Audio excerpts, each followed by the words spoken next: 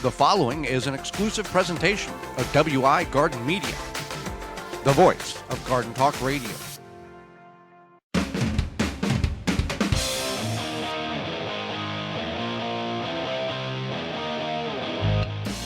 Coming up on the program today, we're going to discuss winterizing your garden, what you should do and maybe what you shouldn't do, as well as using those apples and pears, several different options we have for you. Our guest is author and self-pronounced garden nerd, Christy Wilhelmi, will be with us and will answer your garden questions. The hour's full, so join us. You are listening to the most informationally packed hour of garden-focused radio in the country and on the internet with your host, husband and wife team Joey and Holly Baird. This is the Gardening with Joey and Holly radio show. And welcome to another edition of the Gardening with Joey and Holly radio show. Thank you for being part of the program and taking time out of your day to allow us to be part of it. I am your host, Joey Baird. Beside me is my wife, co-host, best friend, and gardening partner, Holly Baird. This program is for you, about you, to help your garden grow better, to maintain your landscape, grow healthier trees, make your grass look greener, as well as preserving what you grow. Happy you've tuned in, whether you're listening to us on one of the 20 AM and FM frequencies broadcasting our program here in 2024. In 2024 is next year, huh? In 2023, through our parent website, which is the WisconsinVegetableGardener.com, underneath the Season 7 tab at the top of the page, in-studio video replay, podcast replay, however you're doing such, thank you very much. You want to be part of the program, participation, you can do that. GardenTalkRadio@gmail.com. That's GardenTalkRadio@gmail.com. Send us an email with your question. Say hi. Let us know where you're listening from. Or you can give us a call toll-free, coast-to-coast at 1-800-927-SHOW. That's 1-800-927-7469. Winterizing your garden, Holly. Now, this past week here where we originate out of, our flagship station, Joy 1340 AM and 98.7 FM out of the Milwaukee, Wisconsin area, we've seen heat indexes exceeding 100 degrees. Now, I know there's going to be somebody somewhere listening to the program, whether live or on replay, Holly, that'll go, 100 degrees. We still wear sweaters when it's that cold outside. Well, we didn't, and it was warm. But summer will end soon, and fall will follow, and then winter will come. That's how it always works out, at least in the years that I've been around. So winterizing your garden, Holly, there's some things in which we want to do and things that we don't want to do, and we're going to try to identify those in this segment here so you can have the best next year as possible when it comes to your garden. Yeah, so you want to decide when. Or if, I guess, too. If you live in a much warmer climate in the south, maybe you don't necessarily winterize your whole garden, or maybe you don't winterize at all. But if you live in a more northern climate, you would decide based on when your plants might stop producing. Or you might do this in chunks. Like you might, for example, you might have some squash or pumpkins that are going to grow through the fall, or even possibly potatoes, or you planted some fall crops, and those obviously you don't want to winterize until they're done. Right. Now you're looking at Brussels sprouts or lettuce or radishes, and those things can handle the brassicas. Those things can handle a frost, a light freeze. But when most of our listening audience and most of the stations, there's going to be a point where snow is going to hit the ground and temperatures are going to be below freezing. Now, prior to that, you want to look at what do you need to do, what do you not need to do when it comes to the garden. One thing that many of us will need to do if we do have an irrigation system from dripworks.com or other places is we need to drain it. If we don't drain it, the water freezes and will rupture the hose or pipe and or damage the emitters that we utilize in order to get the water to the plants we're trying to grow. So there's a couple of ways in which you can do this. One, in our situation, we have a feeder hose or a feeder line that we connect to in order to get the smaller line into our beds and water our plants. So what we do is we have that underground all the way to the end of our beds. At that point, that line does come out of the ground, so we open that line up and allow gravity to push or allow water to run out of the feeder line. In addition to that, we take a vacuum a household vacuum that blows air as well as it will vacuum air. So you can use a shot vac or an upright if it has that capabilities. And we physically tape the nozzle onto the end of the hose that comes out of the house that would hook into the faucet. And we run it for about 10 minutes to blow as much water out of that line as possible and throughout the whole system. There is going to be some residual water left, but the minute amount of water left in there, when freezes, is not going to do the damage as if it was completely full of water. So you want to drain your line. If you got bird feeders or bird baths or some type of water in which you are utilizing for animals to bring them into your yard, you don't have to drain it. There are devices in which you can incorporate into, let's say, a bird bath or a water bath feature in which will keep the water from freezing. There are heating coils that set in the water that will keep it at, 40, 45 degrees. It's not like 90 or it's not a hot tub, but it will keep them from freezing. And the birds can still actively drink the water as well as other insects, and or if your water feature can still operate. Right. So that's yeah, definitely. So then the other thing is that you want to think about pulling your plants. Do you or do you not? Right. What is the right answer, or is there a right answer? Well, so you can pull your plants. Maybe you don't want them sitting upright. You don't want to look at them or whatever. You want to either compost them or you want to lay them down in your garden. Like mulch them? Yeah, like mulch, or because a lot of insects do utilize them for their homes. And they'll utilize the stem that has been dried out. Yeah. So you want to think about that. If you do have any diseased plants, you want to trash them. Don't burn them. Don't burn them. Don't compost them. Don't leave them in your garden. Literally put them in the trash. So that's one thing is that if it is diseased or you think it might be diseased, get rid of it. Now, again, we have done the wrong, so we can tell you, not purposely, but when we started gardening, we would wipe the garden clean in the fall, take everything out, throw it to the curb or compost it, and it was bare. There was nothing left. And then we realized the amount of insects, good and bad, that would utilize under the leaves or in the stalks of plants, or if you leave your sunflowers up or other vegetation that has seed pods still on it, the birds will still come in and feed off those seeds well after you're out of the garden and the season is over. So we leave it until spring.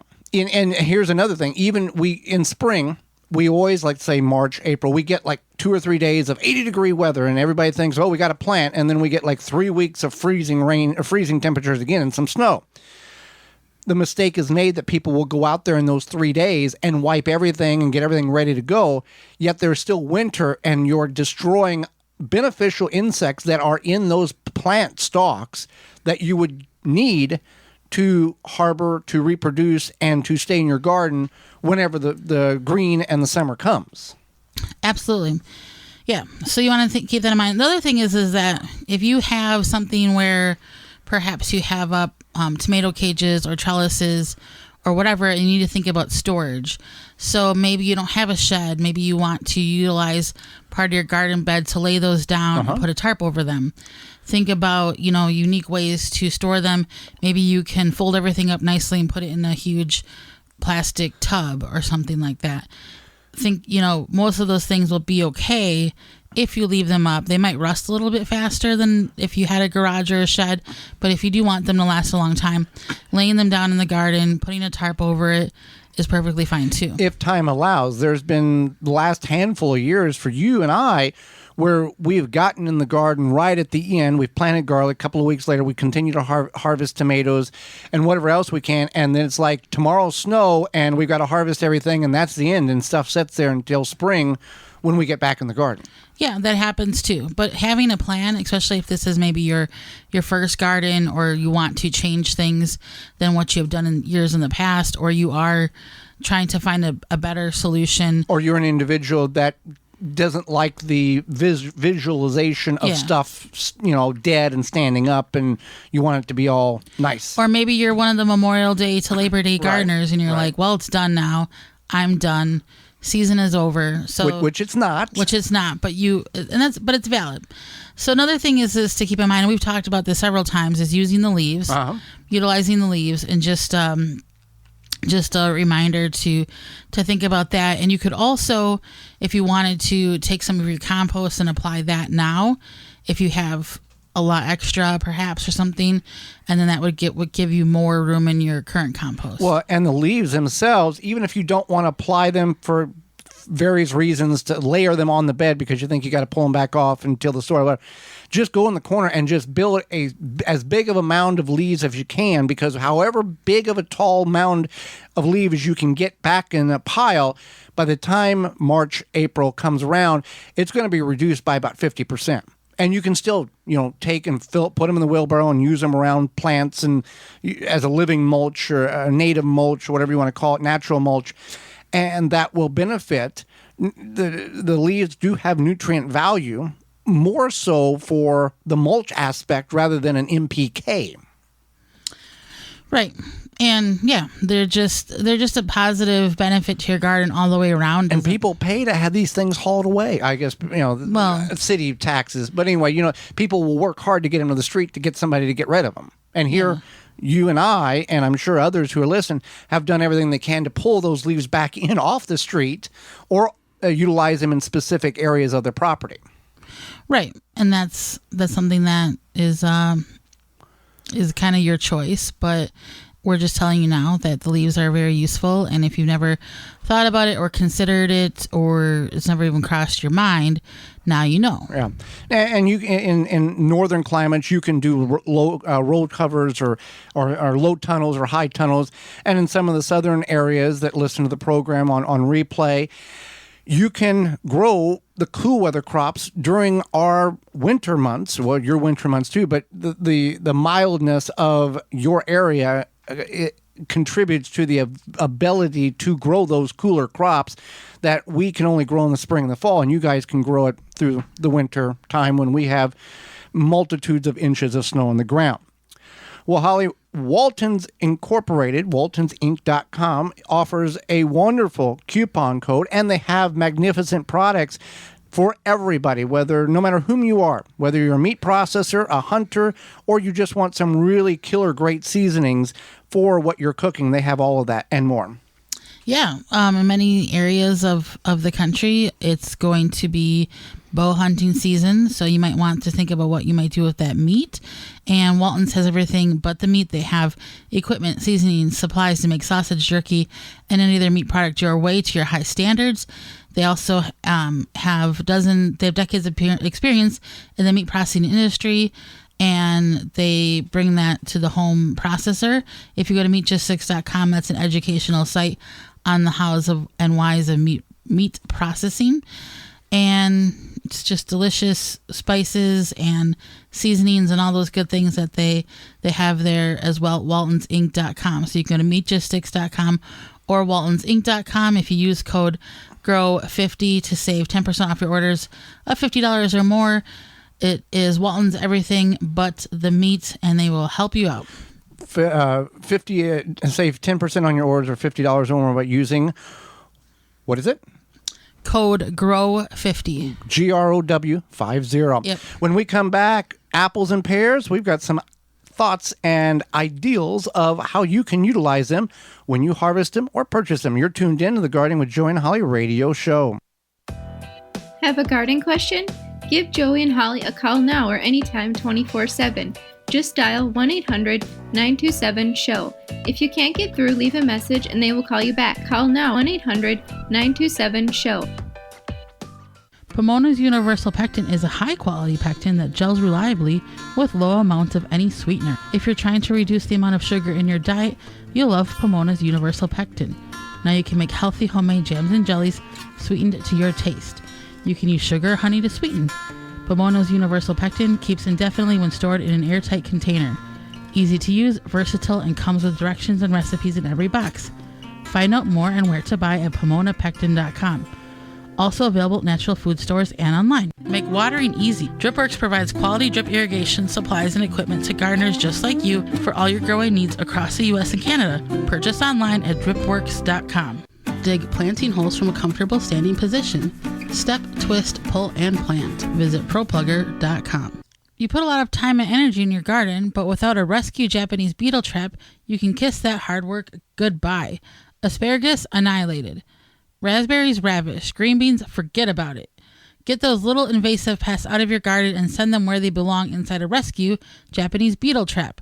Now with available refill lures, rescue Japanese beetle traps can be used for multiple seasons. They're made in the USA by the makers of the popular Rescue fly and yellow jacket traps. Learn more at rescue.com. That's RESCUE.com. Jung Seed Company is a family-owned and operated gardening company since 1907 with the largest selection of seeds and plants online. Use coupon code 10TG23 to receive 10% off your order at jungseeds.com. Again, that coupon code is 10TG23.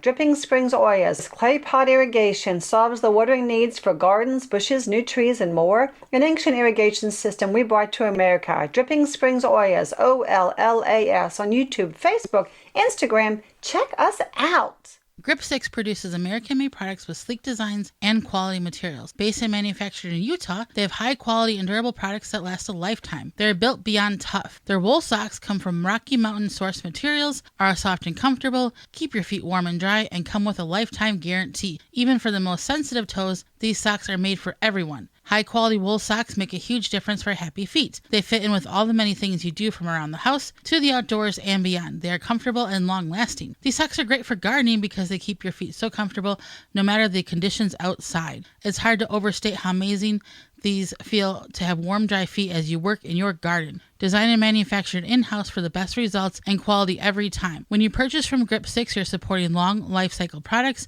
and American-made manufacturing. Check out their belts, wallets, and socks at grip6.com. Use coupon code RADIO15 to save 15% off your order at grip6.com. The Gardening with Joy and Holly radio show is brought to you by the following: Dripworks, Rise Gardens, Grip 6, Bloomin' Easy, Fleet Farm, Waltons Incorporated, Blue Ribbon Organics, Tree Diaper. Find all sponsors at the WisconsinVegetableGardener.com and thank them for their support. Welcome back to the Gardening with Joy and Holly radio show. Hey, thank you for being part of the program, whether you're a long-time listener or a first-time finder of the program. It's the Gardening with Joy and Holly radio show, talking gardening and all things landscaping and everything in between. Before we get into what you're going to have the options to do with apples and pears, Farm Defense has some tools that will help you, not only picking apples and pears, but anything that you have to do in the garden.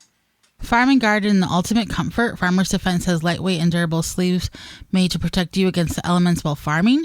Farmer sleeves offer unparalleled protection of arms and skin for any farmer, gardener, or outdoor worker. Say goodbye to irritated skin and sunburns in the garden. Their sleeves offer cooling comfort and protection against the elements outdoors.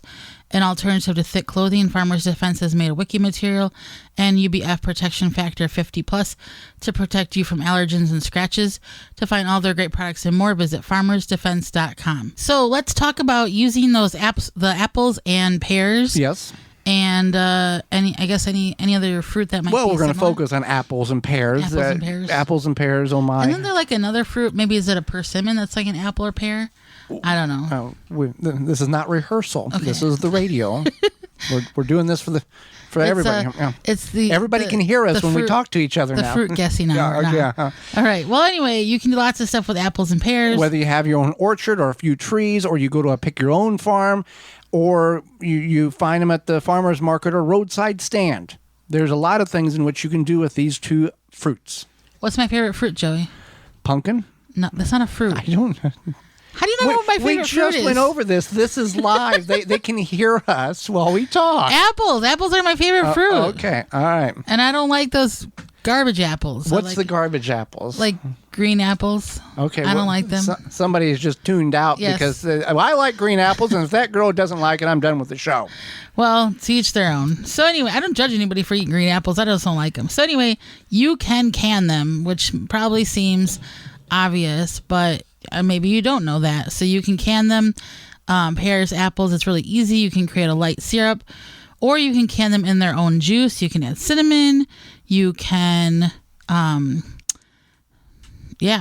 You can make it happen. And then it's nice because you have they're a little bit soft once you can them, but then you can add them to like a fruit salad, or you can add them as a easy side for dinner, something like that, or just like a nice little dessert.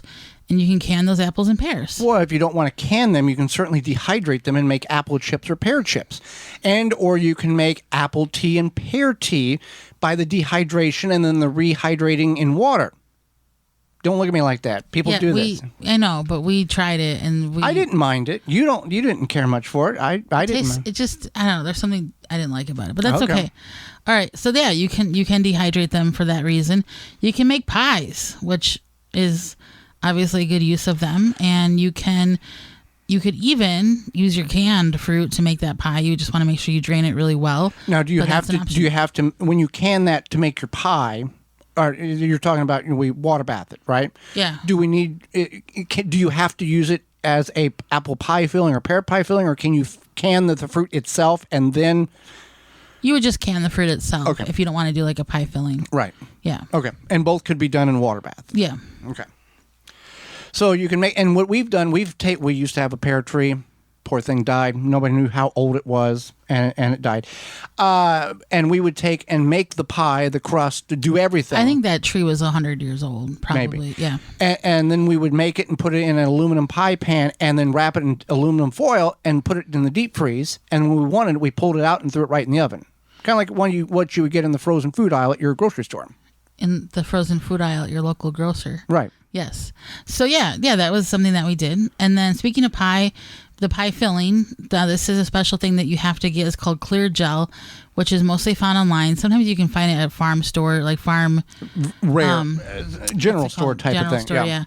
But it's really fun to make, and all you do is you just crack open that jar, pour it into a 9-inch pie crust, and then you put a crust on top or like a crumbly thing on top, and you have a pie. It does have an expiration date, so be aware of that. Don't go buying 5 pounds if you only need just a little bit and you don't intend to use the 5 pounds or the 3 pounds or whatever. So you can do that. You can make cinnamon apple applesauce with your apples or pears, pear sauce. We've made both. It turned out quite well. And when you can the applesauce or the pear sauce, you can incorporate the cinnamon into it you don't have to wait and do that post after you open it. That can be part of the ingredients because it's a raw ingredient. It's not a additive that has emulsifiers or anything like that in it. Right. Okay. Yeah. Yep. So it's all good. You can make something called pear chutney. Mm-hmm. And it's good with some or apple chutney. It's good with like a pork chop or a ham. It gives some sweetness to the saltiness. Would you for people who don't know, that's kind of like a fancy like sauce kind of sauce or jelly. Yeah. I mean, because it's really good even just by itself on bread. Mm-hmm. But because of the ingredients, it's almost like a marmalade, but not as jelly. Right, but it's got unique ingredients that complement pork. Yeah. That in it. Well, a lot of people will eat applesauce with pork. Uh-huh. So this is kind of similar, but it's just a little bit fancier. Fancier, yeah. Fancier. We made around here we put jam on our meat. Right. So anyway, you can make pear honey or apple honey. This takes a lot of sugar and a lot of time. With the pears, when we did the pear, not time. Don't confuse people. Yeah.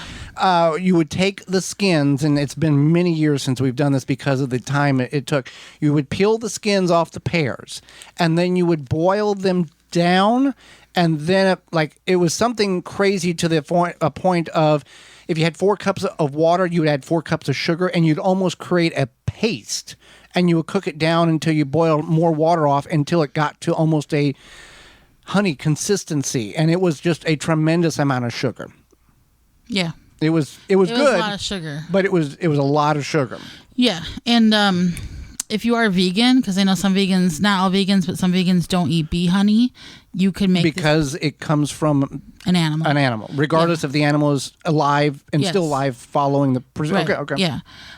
So you can make this because it is like a It is a honey. It tastes like honey. It's delicious. But just be aware of the amount of sugar. Yeah. Whether it's natural or not, that's still a lot of sugar that you're incorporating in to make a honey.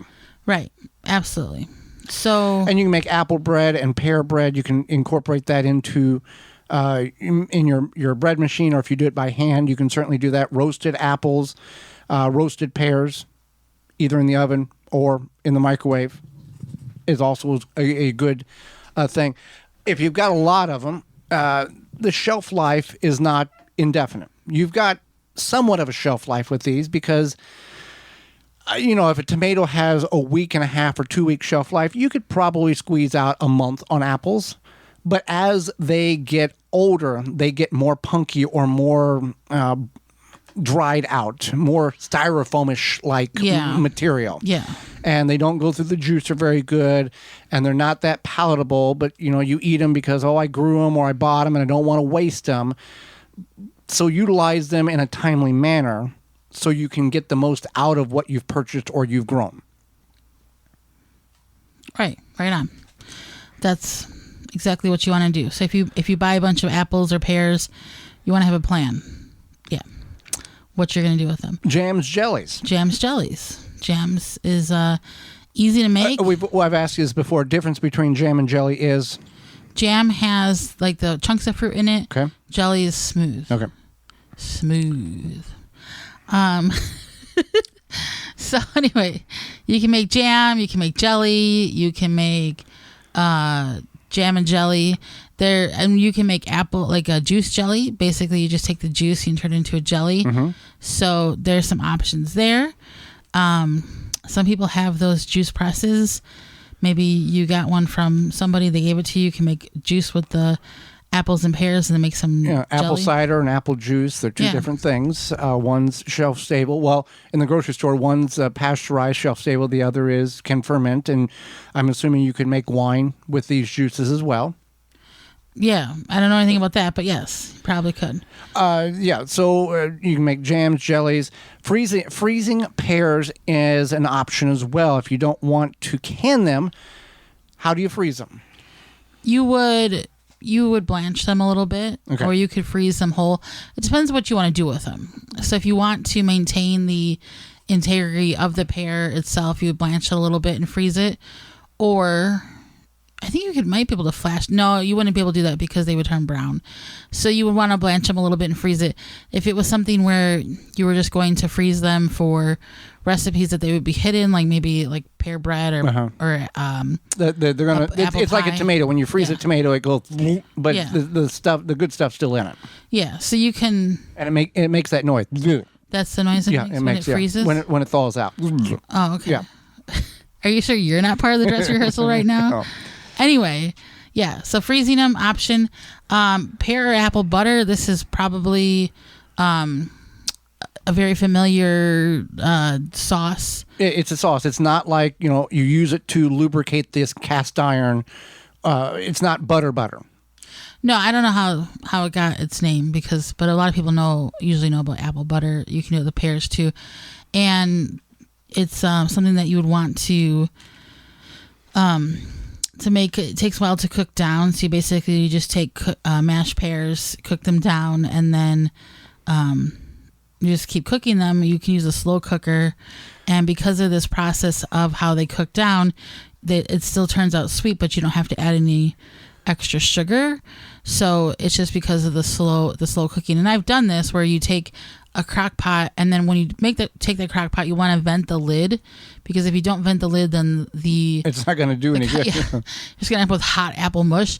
So the condensation needs to escape somewhere. So a jar. Yeah. So you just twist it about 30 degrees. So wherever you have to do. Yep. And I took like little tinfoil balls and propped the lid up because we have cats and I don't want a bunch of cat fur getting in there. So you just cook this down, and I think one time I cooked it down for like almost 48 hours. Now, do you stir it frequently, or you just let it go? I would just stir it occasionally. It wasn't because it's a crock pot. It shouldn't boil and burn the stuff to the base. It's not like you got direct heat coming off a stove. Right. And so if you are, energy conscious, you might utilize some of your energy a little bit, your home energy, but it's worth it. And that way you don't have to sit there and over stove and stir and make sure you're not burning it. Well, Holly, summer is over and the kids are back in school and the nights are getting longer and colder in some places.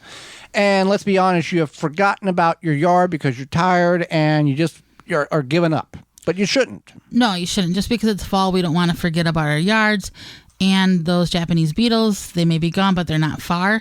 They feast on your roses and berries. They probably laid eggs in your turf, so they can start again next year. You can take a stand with Phylum's Grub Gone. Grub Gone is a non-chemical BT granule that specifically targets scarab pests and their larvae. Simply apply the granule with a spreader, irrigate into the soil, and let the naturally occurring bacteria do its job. Not only is Grub Gone easy to use, but it is the only non-chemical choice that effectively controls grubs. And the best part about it, it's non-toxic to bees and other pollinators, plus the beneficial insects. In fact, Grub Gone has no label restrictions for use around flowering plants, so you don't have to worry about them being damaged now or later, such as dandelions, daffodils, whatever you got, not going to have any problems. Grub Gone from Phylum Bioproducts. Grub Gone from Phylum Bioproducts, the natural choice, at phyllumbioproducts.com, at grubgone.com as well. When we come back, garden nerd Christy Wilhelmi will be with us. You're tuned in to the Gardening with Joy and Holly radio show. Got a question for Joey and Holly? Send it via email anytime to gardentalkradio@gmail.com. Garden like a pro in 3 easy steps and receive customized fertilizer recommendations for your garden or lawn. Soil Savvy helps you determine what nutrients your plants need to thrive. Never again over-apply nutrients they don't need. A patented process that makes you a smart gardener. To get your soil test kit, go to mysoilsavvy.com. Aqua-mart.com has everything you need for eye-pleasing outdoor water features on your property. For over 25 years, we've been creating and field testing beautiful water features in order to provide you with the most reliable products and best value in the industry. From easy-to-install pond and water-filled kits to pumps, fish food, and more, you'll find everything you need to install and maintain a naturally balanced water feature in your yard. Make your backyard a true oasis and maintain it well. Visit aqua-mart.com to shop for all your needs. Wind River Chimes creates a symphony in any space. Chimes that are inspired by nature and designed to make the natural world even more inspiring. Music speaks to everyone. Individually handcrafted in Virginia for over 35 years and hand-tuned for an exceptional precision and lasting beauty. Because in life, the winds of change are always moving. But no matter where they carry you, Wind River Chimes will always be the inspiring harmony. With a large selection and customization options, you will find the sound that soothes you. Visit windriverchimes.com to shop and find out more. Overwatering is the top reason why houseplants are dying. Tree Diaper solves this problem by absorbing excess water up from the soil. It will store water and use it when the soil dries. Use Garden 15 to save 15% at treediaper.com. Fleet Farm has everything you need to get ready for the canning season. Pick up all your supplies from start to finish as you begin to harvest your garden. Choose from an assortment of jars, strainers, racks, and funnels. Plus, check out the wide selection of mixes, sugar, vinegar, and more. Get what you need for your everyday life, including canning, at new, lower prices. Fleet Farm and fleetfarm.com. Rootmaker starts your plants off right and keeps them going through harvest. From their seed starting trays with an innovative design that air prunes the roots to their large variety of grow bags, 1 to 60 gallons. Their products will provide you the harvest you've never seen before. Visit rootmaker.com and use coupon code RADIO23 to save 15% off your order at rootmaker.com. Tree Hugger sprinklers are the ultimate watering device for either your newly planted or established trees and shrubs. Our sprinklers open and close around the trunk of your tree and provide 360 degrees of watering. With our adjustable valve, you can direct the water to your tree's targeted saturation zone. They come in 3 sizes, 7, 11, and 15 inches. You can purchase a Tree Hugger sprinkler at your local garden center, feed store, or hardware store. Go to treehuggersprinklers.com to find a retailer close to you. Or you can buy it directly from Amazon or treehuggersprinklers.com. If you're an independent independent nursery, garden center, hardware store, or feed store, you will want to stock this product. Contact the good people at Tree Hugger Sprinklers, and they will get you set up. Your tree's best friend. TreeHuggerSprinklers.com. The Gardening with Joy and Holly radio show is brought to you by the following: Chapin Manufacturing Incorporated, Aqua-Mart, Soil Savvy, Wind River Chimes, Wisconsin Greenhouse Company, Pro Plugger, Deer Defeat, Dripping Springs Oyas, Phylum Bioproducts. Find all sponsors at the WisconsinVegetableGardener.com and thank them for their support. Moments away, Christy Wilhelmi, author, well-known, self-identified gardener. But first, a message from our good friends at Rise Gardens. Rise Gardens is a revolutionary hydroponic gardening system for your home. Instead of food traveling hundreds or even over 1,000 miles before it hits your plate, harvest the veggies, herbs, and greens you need for dinner tonight in the comfort of your home. No green thumb required knowledge. Gardening made easy with the Rise Gardens app. Step-by-step guidance from seed to harvest. A complete garden on a shelf comes with everything you need to grow healthy and the freshest food for you and your loved ones. Fully customize your garden to your needs and preferences. For more information and to get your garden, visit risegardens.com. Holly, let's go to the hotline and bring in our guest for this week. Yes, Christy Wilhelmi is the driving force behind GardenNerd.com. Christy believes that gardening unifies both physical activity and healthy food choices while providing a grounding, spiritual, and creative outlet. She has dedicated herself to the study of organic gardening and its benefits. She is an author, speaker, and more. She's written 5 books, and her latest gardening book, most recent gardening book, is Grow Your Own Mini Fruit Garden. Welcome to the program, Christy. Thank you so much. I'm happy to be back. Well, thank you for coming back on. And I'll start with this. For people who are not aware, your background is in dance, theater, and drama. How did you turn it into the Garden Nerd? How did you get that title? How did you acquire that self-identification? I was a dancer my whole life, and somewhere along the way, when I started this, I just discovered the wonder of growing food from seed, and then after I was injured, and that took me out of dance, I had already started Garden Nerd as a business. And it just sort of took off from there. It filled the space from where dance and theater left off. And my degree in theater has helped me with my YouTube videos and like camera presence and being a voice on a podcast and that kind of thing. So it's not gone to waste, even though I'm not dancing anymore. Is this one of these things that you look back on and go, maybe I was supposed to get out of dance, that accident or that injury caused me, and that's where my next step was supposed to be in life, was the Garden Nerd world?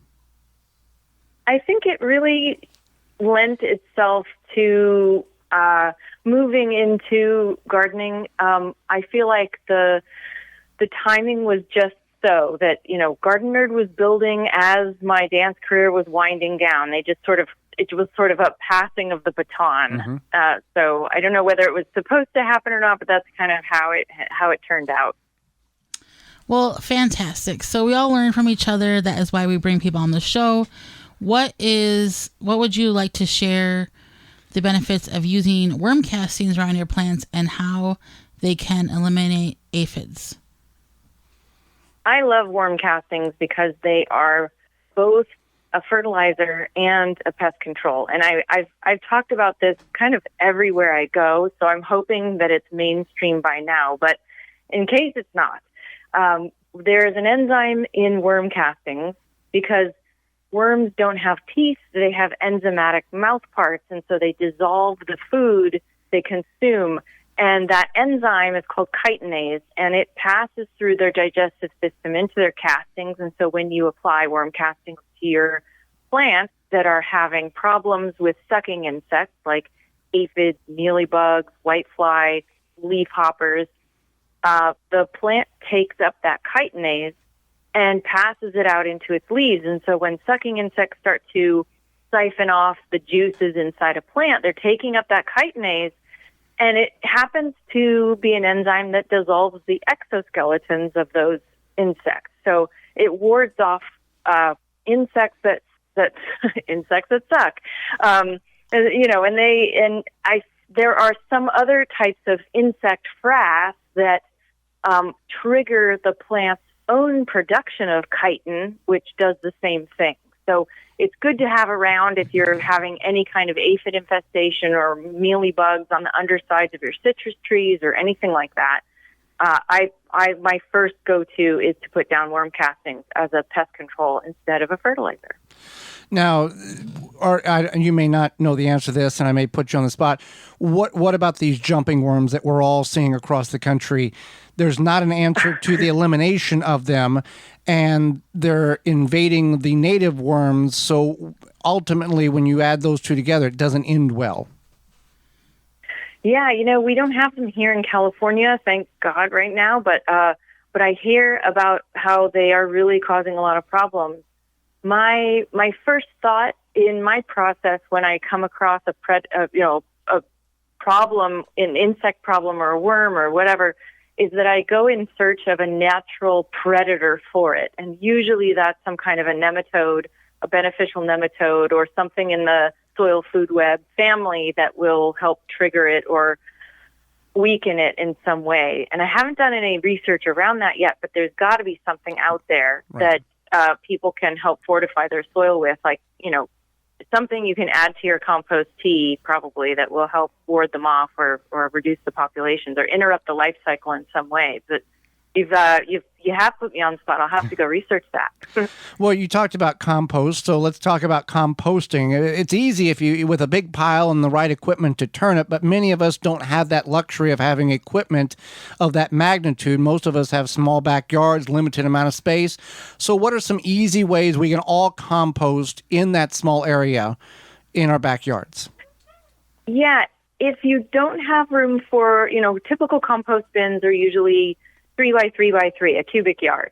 And if you don't have space for that and hopefully space next to it of the same size, so like a 3 by 6 area, to turn the pile from one place to another, I highly recommend vermicomposting because that takes up a smaller footprint. Usually it's only about 2 feet by 2 feet. And I know someone who's even kept their worm bin in their closet in their apartment or, out on your balcony or patio.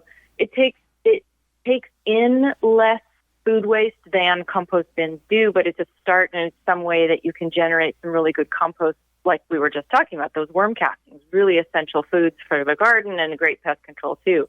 But if you don't even have room for that, composting in place is something that's been done forever and really easy to do. Some people will puree their food scraps or chop them up really small. I know some folks who keep them in a bag in the freezer until they have enough to go out and dig a hole in the ground. You can bury them directly in your raised beds, but if you have critters, just make sure it's a foot down at least.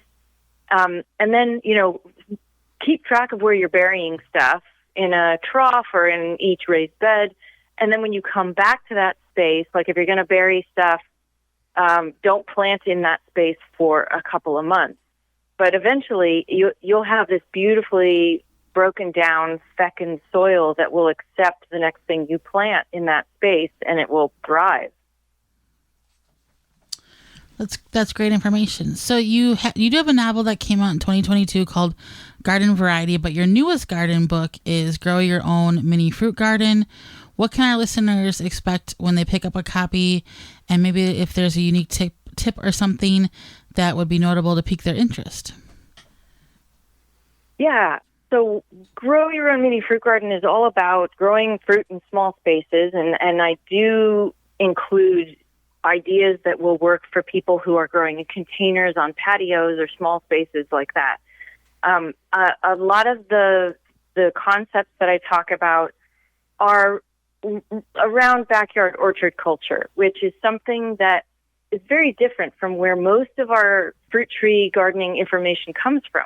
Most of the time, textbooks and gardening books are written with the information that's been used in farming fruit trees, kind of big areas, and they prune in a vase shape because that's how it's easier to harvest.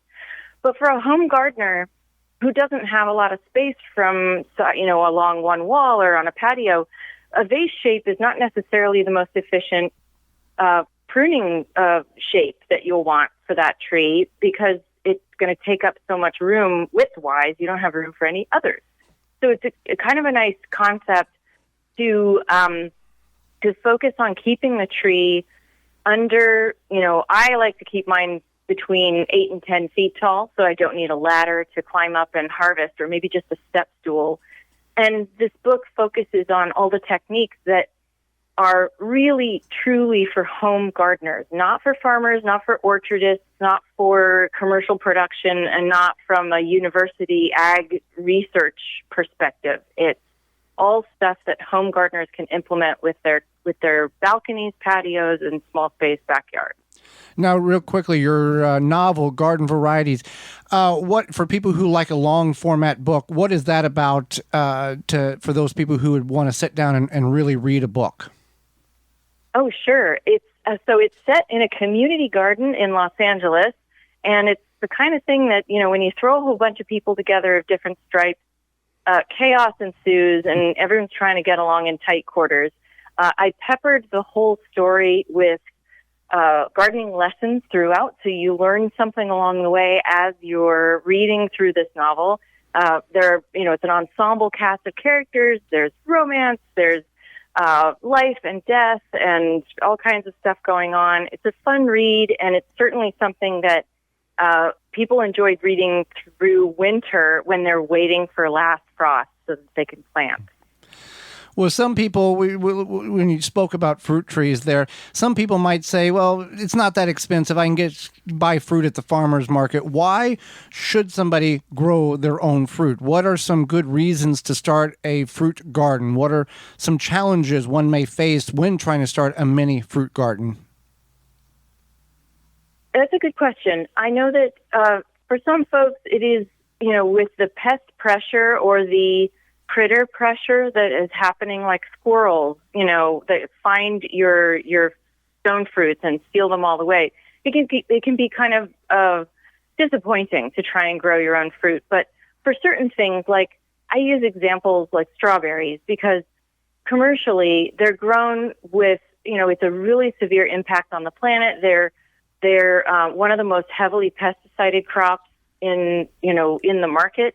And they also are picked young before they're really ripe, and then they're ripened indoors with ethylene gas. And so if you're growing your own strawberries, you're bypassing that whole process and all of those impacts on the planet and our environment by doing that yourself.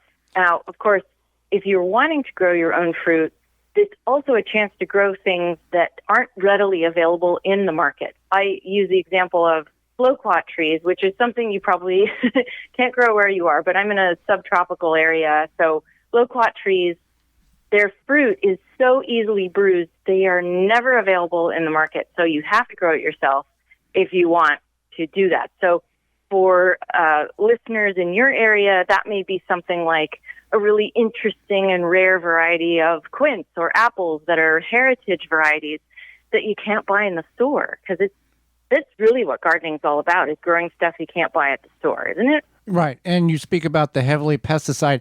Our niece, when she tries to eat store-bought strawberries, she breaks out. When she ate our homegrown strawberries, she was fine. So there was something there. And that's probably just one of many different examples that people and our listeners can relate to. Yeah, absolutely. I know a lot of people are sensitive to the chemicals that are used on fruits in agriculture, and so you can definitely curtail that issue by growing it yourself. Just because you wash it off doesn't mean it removes the internal penetration of that chemical. That's right. Yeah. How can people, we appreciate the time you've offered us, Christy, how can people find out more about you? How can they get your books? Where can they find all that great information about you at? Sure. If you can remember Garden Nerd, that's GARDENERD.com. You'll be able to find all the things. We've got YouTube videos, podcasts, blog, and my books are all for sale there, or they lead you to wherever your favorite bookseller is so you can get it from them locally. Christy, we thank you so much for the time you've offered us and the education, not only for Holly and myself, but all of our listeners. We thank you for that. Thank you. Have a good day. Absolutely. And when we come back, it's your garden questions, our garden answers. You're tuned in to the Gardening with Joy and Holly radio show. Have a garden question? Give Joey and Holly a call now or anytime 24/7. Just dial 1-800-927-SHOW. If you can't get through, leave a message and they will call you back. Call now 1-800-927-SHOW. Pomona's Universal Pectin is a high-quality pectin that gels reliably with low amounts of any sweetener. If you're trying to reduce the amount of sugar in your diet, you'll love Pomona's Universal Pectin. Now you can make healthy homemade jams and jellies sweetened to your taste. You can use sugar or honey to sweeten. Pomona's Universal Pectin keeps indefinitely when stored in an airtight container. Easy to use, versatile, and comes with directions and recipes in every box. Find out more and where to buy at PomonaPectin.com. Also available at natural food stores and online. Need a new mattress? Choose Furlow over the other leading brands and save big, really big. Because hey, nobody ever slept better for paying thousands more for basically the same mattress. Plus, with Furlow mattress, you also get our exclusive lifetime comfort guarantee. Good for as long as you own your mattress. Comfort to comfort, dollars to dollars. Compare Furlow to the others and it's obvious. You get more bed for your buck. Wake up. Sleep better. Furlow. Blue Ribbon Organics, providing locally made organic compost and soil blends for gardeners, farms, landscaping, and more. To find our products nearest you, visit blueribbonorganics.com. Goodbye biting bugs and plant invaders. No More Bugs by Naturally Green Products is your answer. A product pioneered by the USDA in 14 years in business, No More Bugs has been a favorite by consumers across the country. More than a repellent, it is safe for you, your plants, pets, and home. Visit nomorebugs.net. Free shipping on orders over $50. Use code FREESHIP4ME. Deer Defeat is an all-natural based animal repellent to keep deer and rabbits away from your valuable plants that is odorless after 30 minutes and dries clear. It creates a continuous, invisible shield to protect your plants. Works for 30 days through rain, snow, and freeze. Will not clog your sprayer. Apply to your property without environmental damage. You can spray directly onto your plants up to flowering, then apply around your plants to continue protection. No need to reapply. Money back guarantee. To purchase, go to deerdefeat.com and use coupon code RADIO to save 10% off your order. The Gardening with Joy and Holly radio show is brought to you by the following: Happy Leaf LED, Root Maker, Jung Seeds, Tree Hugger Sprinklers, Verlo Mattresses, Farmer's Defense, Pomona Universal Pectin, Natural Green Products, Mantis Tillers. Find all sponsors at the WisconsinVegetableGardener.com and thank them for their support. Welcome back to the Garden with Joy and Holly radio show. Time for your garden questions, our garden answers. You've got a question, send it on over to gardentalkradio@gmail.com. Or you can give us a call at 1-800-927-SHOW. That's gardentalkradio@gmail.com or 1-800-927-7469. This question is sponsored by Fleet Farm and fleetfarm.com, Holly. I want to start garlic for the first time.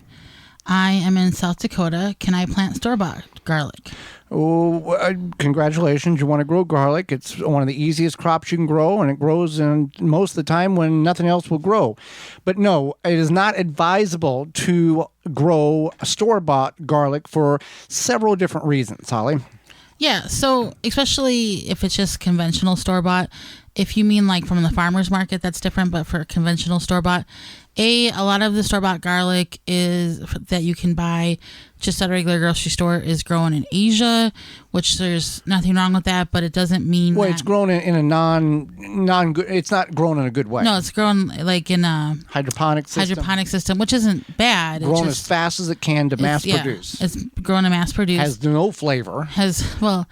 And a lot of times there are growth inhibitors sprayed on it, and it won't sprout. What's different than that and any other food we're eating? Right. But if you try, if you notice, if you buy organic garlic, eventually it will sprout. Mm-hmm. A lot of the store-bought garlic will just never sprout.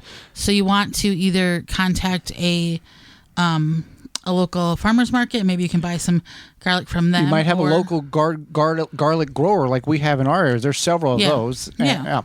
And whenever you grow your garlic and you harvest it next spring and you choose to use it in your dishes or give it away, Here's my recommendation. Use a quarter of the amount that what the recipe calls for if you're using fresh or homegrown garlic, because the intensity is so great compared to what you're conventionally used to in the store. I think you should just use the same amount because garlic is awesome.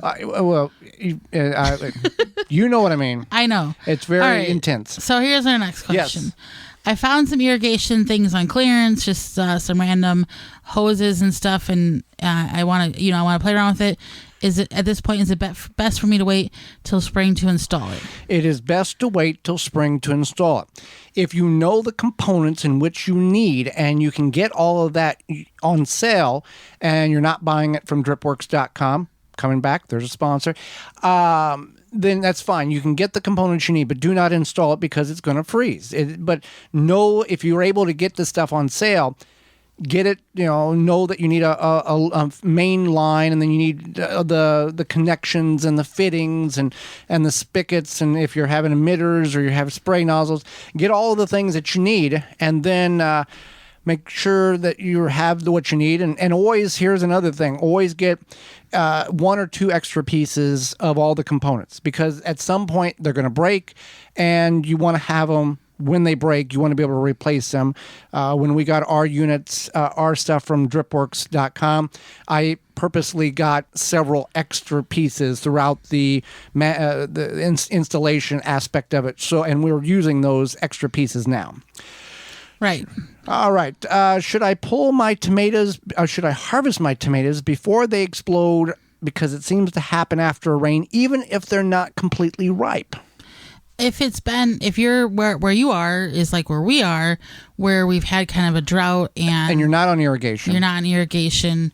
I would pull them before they're ripe if there's like a big storm coming, because I know you and I experienced this before we had irrigation, where you... Well, explain what's happening, because this may not be resonating with people. So you might have tomatoes on the vine that are almost ripe or near ripe, and you kind of had some drought conditions, and even though you're keeping them watered as much as possible, if you have a huge rainstorm coming, when that huge rainstorm hits after that, even a couple days after that, those plants just get so much water that those tomatoes grow really quickly, and they just they kind of just internally explode. They suck too much water up, and the skin can't keep up. Yeah, and so sometimes it's just as mild as like cracking on the skin, but sometimes you'll go out to your garden and you'll just find like the tomato guts below the plant.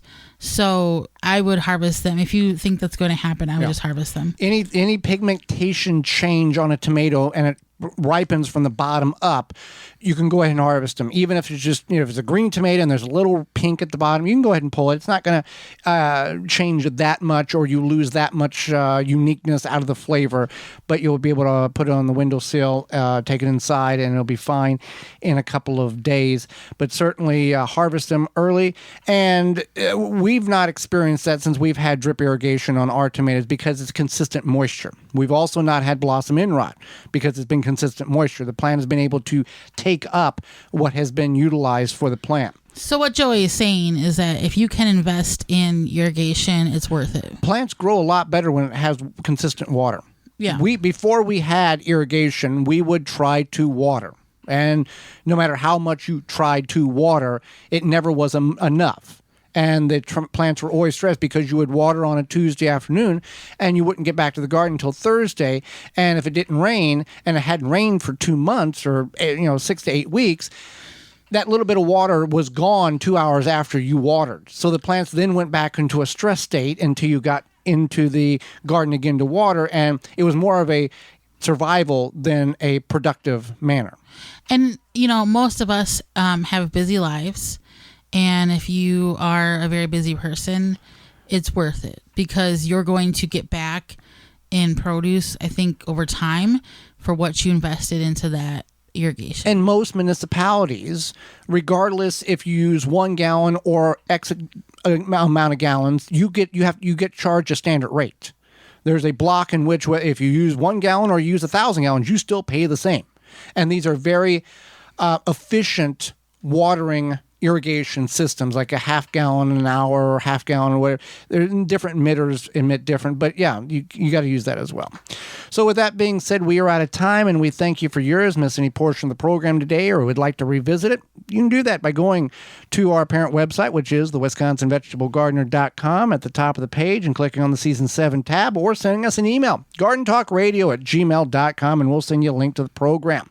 Tune in to this program next week, same time, same station, where we'll be discussing the things in which you should know before building or buying a greenhouse for your vegetables, and also cover crops. Talking about what's good to put in and what's not, and what is cover crops at all. And our guest is author Noelle Johnson will be with us. So until next week, for Holly Baird, I'm Joy Baird, and we will see you in the garden.